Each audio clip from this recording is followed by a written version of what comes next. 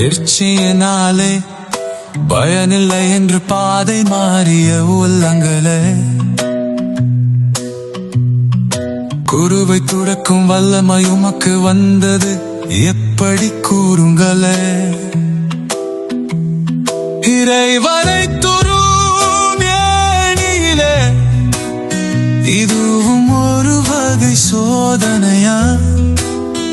அவசரமா அவனை காண நீங்கள் கொடுத்த விலை சரியா?